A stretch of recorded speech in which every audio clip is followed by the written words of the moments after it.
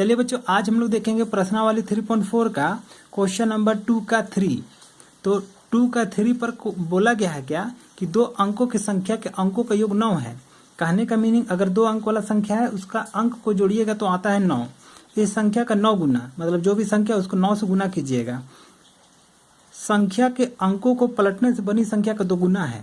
कहने का मीनिंग है कि इकाई को दहाई और दहाई को इकाई में बनाइए, बदल दीजिएगा, तो उससे जो संख्या बनेगा ना उसका वो 9 गुना है, वह संख्या ज्ञात करना है। तो चलिए देखते हैं इसको किस तरह से बनाना है।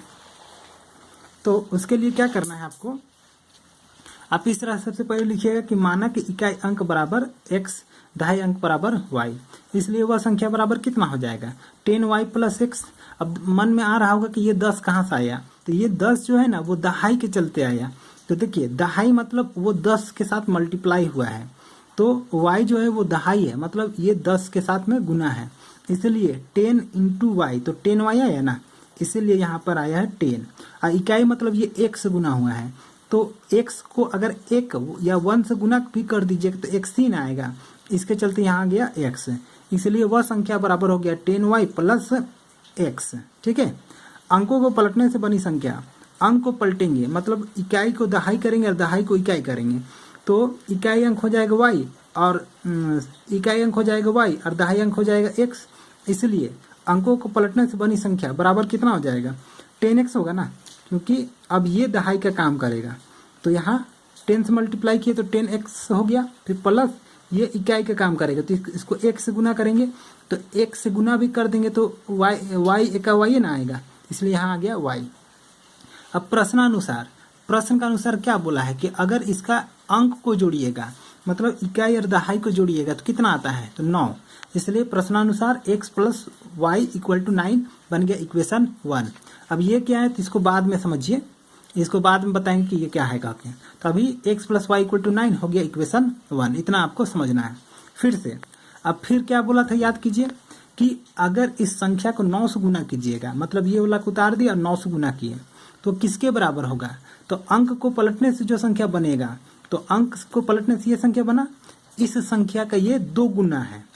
तो हमको बराबर करने से ना इक्वेशन बनता है, तो हमको क्या करना है, बराबर करना है। बराबर करेंगे तभी इक्वेशन बनेगा। इसके चलते क्या किए, ये वाला उतार दिया, इसको 9 से गुना किए, अब ये वाला यहाँ उतार दिए। अब बोला है क्या कि अगर इसको 9 से गुना कीजिएगा तो इससे ये 2 गुना हो जाएगा। अब हमको बराबर करना है, इसके चलते यहाँ क्या किए 2 से गुना कर दिए। अब ये टोटल बराबर हो गया। अब बराबर हुआ तो अब इक्वेशन बनेगा। अब इसको सिंपली सॉल्व कीजिए। अब ये और ये मल्टीप्लाई हुआ तो 10 और 9 मल्टीप्लाई हुआ तो 90y, फिर प्लस ये और ये मल्टीप्लाई तो 9x, फिर इक्वल टू, फिर ये और ये मल्टीप्लाई हुआ तो 10x, फिर प्लस ये और ये मल्टीप्लाई हुआ तो 2y। अब क्या किए, देखिए ये x वाला को उतार दिए यहाँ पर, फिर इसको ले आए तो प्लस में है, इधर आए तो माइनस में 20, फिर प्लस में ये वाला उतार रहे हैं y, फिर इसको इधर ले आ रहे हैं तो प्लस में है, इधर आएगा तो माइनस में 2y इक्वल टू, इधर बचा क्या 0। अब इसको घटाइए, इसको घटाएंगे तो किस तरह, देखिए ये प्लस में ये माइनस में है, तो 9 से 20 नहीं घटेगा, 20 से 9x घटेगा, तो इसके चलते क्या करना पड़ेगा, उल्टा घटाना है। तो माइनस दिए, अब 20 से 9 घटाइए तो 11x आया, फिर प्लस, अब 90 से 2 घटाइए तो 88y आया इक्वल टू ये 0। अब क्या कि यहाँ से हम ना 11 कॉमन अब यहाँ से हम 11 कॉमन ले रहे हैं, तो यहाँ 11 कॉमन निकल गया तो यहाँ x बचा, ये माइनस में 11 निकला, इसलिए ये प्लस जो है वो चेंज होकर के माइनस हो गया। अब यहाँ 11 8 88 तो 8, फिर यहाँ y इक्वल टू इधर 0, इसलिए x minus y equal to 0 हो गया, ये इक्वेशन 2।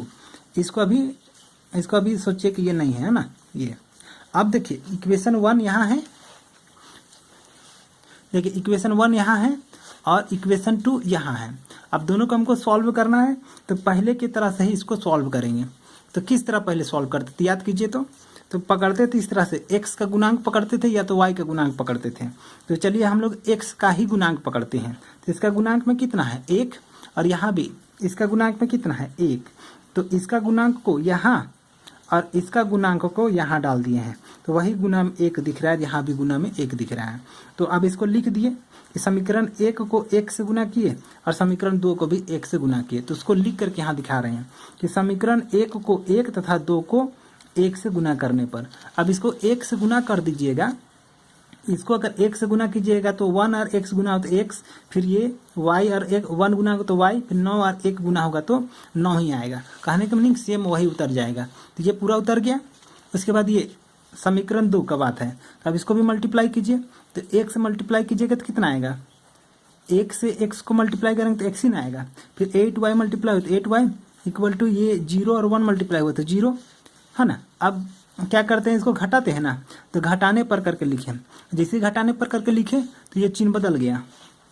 तो चिन्ह को बदलिए, प्लस है तो माइनस, माइनस है तो प्लस, यहाँ कुछ नहीं मतलब प्लस है तो माइनस। अब ये माइनस का प्लस का कट गया।